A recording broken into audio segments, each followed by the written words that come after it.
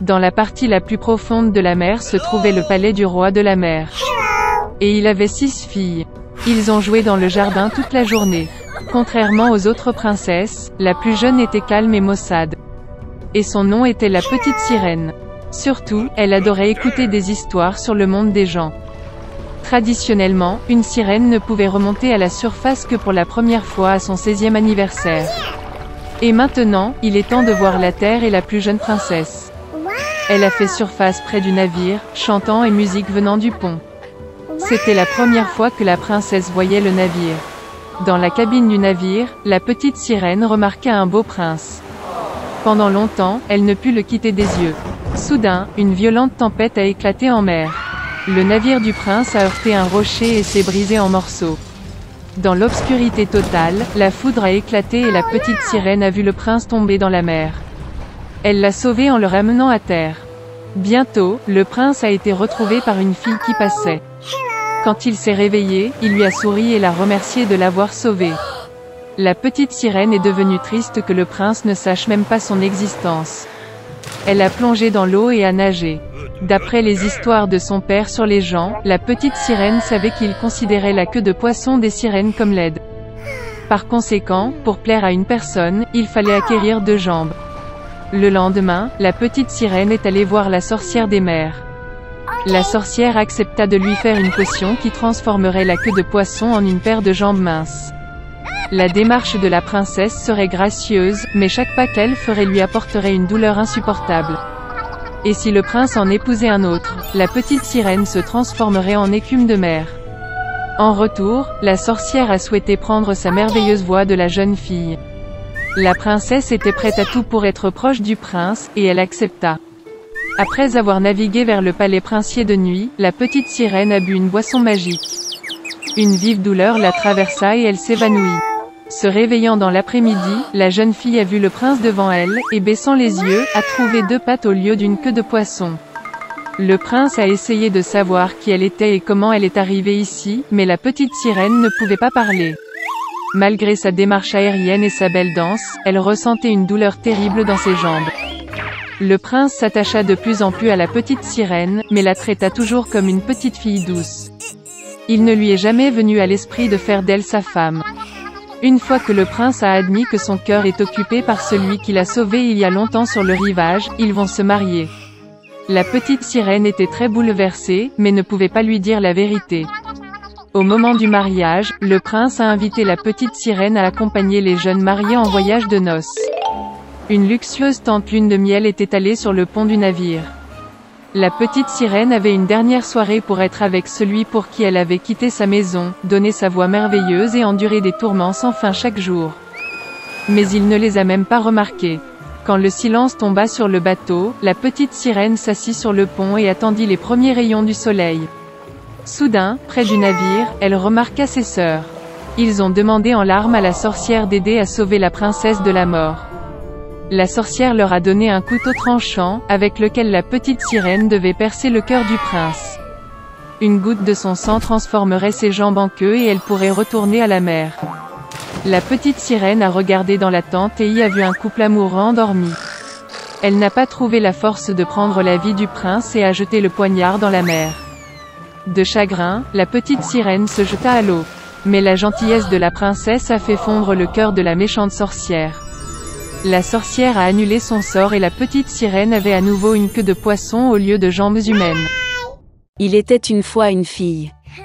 Et elle avait des cheveux si beaux, et si longs que tous ceux qui la voyaient ne pouvaient pas quitter les yeux.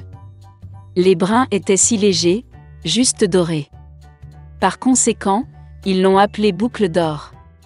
Pour toute sa beauté, c'était une petite fille très coquine. Maman lui a toujours permis de marcher dans la cour, mais lui a ordonné de ne pas aller dans les bois derrière leur maison. Boucle d'or était très intéressée de savoir ce qu'il y avait dans cette forêt. Et ainsi, alors que la mère n'a pas vu, elle a en quelque sorte quitté la maison dans la forêt. La fille a longtemps marché dans la forêt. Soit il trouve une baie, puis regarde une belle fleur, puis écoute le chant des oiseaux.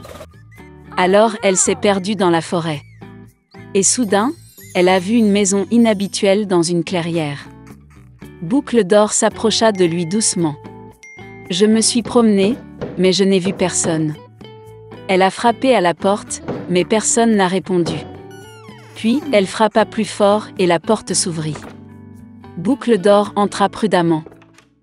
3 ours vivaient dans cette maison. Un ours était papa, gros et hirsute.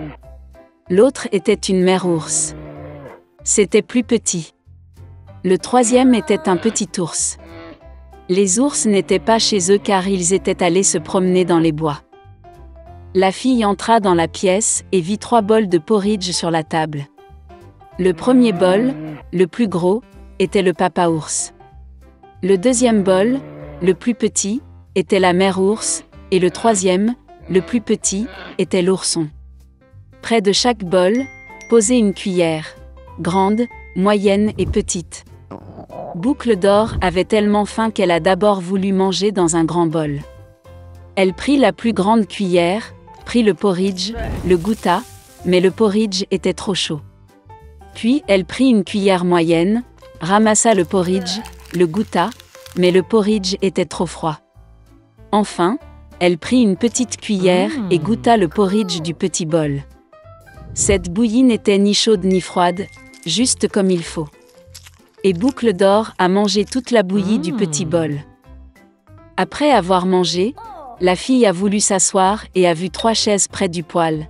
Une grande, une autre plus petite et la 3e, très petite, avec un petit oreiller rouge. D'abord, elle a essayé de monter dans la plus grande chaise, mais n'a pas pu. Ensuite, la fille a essayé de s'asseoir sur la chaise du milieu, mais c'était très dur et inconfortable. Finalement, elle s'assit sur la plus petite chaise, et c'était parfait pour elle. Boucle d'Or a tellement aimé la chaise qu'elle a commencé à se balancer dessus.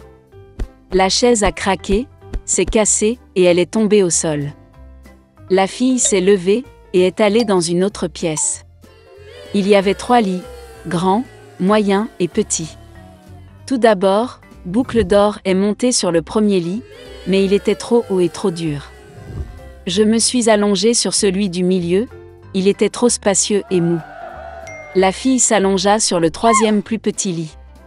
Elle était juste pour elle. Boucle d'Or se sentait si confortable et douillette qu'elle s'est rapidement endormie. La fille dormait profondément lorsque la famille des ours est revenue à la maison. Les ours ont eu très faim et sont immédiatement allés à table. En voyant son bol, papa ours s'est vraiment mis en colère. Quelqu'un mangeait mon porridge. Il grogna. La mère ours regarda aussi dans son bol et grogna moins fort. Quelqu'un mangeait aussi dans mon bol. Et l'ourson, voyant son bol vide, a pleuré bruyamment. Quelqu'un n'a pas simplement mangé de mon bol, il a mangé toute ma bouillie. Les ours ont senti que quelque chose n'allait pas, ont quitté la table et ont commencé à regarder autour d'eux. Papa ours remarqua que quelqu'un bougeait sa chaise et grogna d'une voix terrible. Quelqu'un était assis sur ma chaise. La mère ours regarda sa chaise et se plaignit. Quelqu'un était assis sur ma chaise et l'a déplacée de sa place. Et puis, l'ours a regardé sa chaise cassée et a encore pleuré fort. Quelqu'un ne s'est pas simplement assis sur ma chaise, mais l'a cassée. Les 3 ours entrèrent prudemment dans la chambre.